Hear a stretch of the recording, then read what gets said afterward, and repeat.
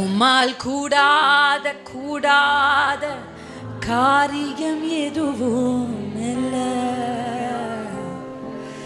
உம்மால் முடியாத அதிசயம். நான் வைராக்கியத்தோடு பிரசங்கித்துட்டு இருக்கேன்.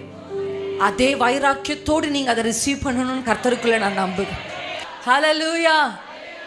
கர்த்தர் சொன்னபடியே செய்வார்.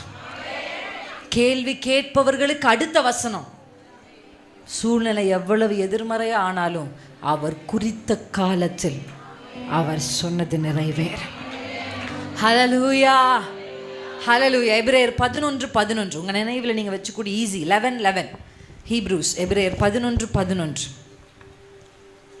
விசுவாசத்தினாலே சாராலும் வாக்குத்தத்தம் பண்ணினவர்கள் உண்மையுள்ளவர்கள் எண்ணி கர்ப்பம் தரிக்க பலன் அடைந்து வயது சென்றவளாயிருந்தும் பிள்ளை பெற்றாள். ஹல்லேலூயா. நம்ம வேதத்துல வாசிக்கிறோம், சாராளை நோக்கி பார்த்தா சாராள் கிட்ட ஃபெய்த் கம்மியா இருந்தது தானே இருக்கும். ஆபிரகாம் மாதிரி விசுவாசமா சாராள் இருந்தாங்களான்னு கேட்டா இல்லதான். உண்மையா இல்லைங்களா? ஆமா. எப்பவுமே உண்மையை ஒத்துக்கிட்டீங்கனாலே அடுத்த லெவலுக்கு நம்ம போயிடலாம். நான் பேசுனதுதான் ரைட்டுன்ட்டிங்கன்னா முடிஞ்சிச்சுங்க. நானும் அப்படி பேசியிருக்க கூடாது அப்படின்னு நீங்கள் சொல்லி பாருங்க. ஹல்லேலூயா. நீங்கள் தான் அப்படி செஞ்சாலும் நான் அப்படி செஞ்சுருக்க கூடாது. ஹல்லேலூயா. உண்மையை எப்பவும் கர்த்தருடைய ப்ரெசன்ஸ்லையும் சரி, அப்பா எப்பவுமே நம்ம கூட இருக்கிறதுனால, ஆமாம் செய்த தவறை நான் செய்தேன் என்று ஒத்துக்கொள்ளுகிறது ஒரு பெரிய கட்ஸ் வேணும். என்னை பொறுத்தவரை அவங்க தான் தைரியசாலி. யார் தைரியசாலி? செய்த தவறை ஒத்துக்கொள்ளுகிறவங்கள தைரியசாலி. அதை மறைக்கிறதுக்கு இன்னொன்று செய்கிறவங்க கோழைன்னு தான் நான் நினைப்பேன். ஹல்லேலூயா.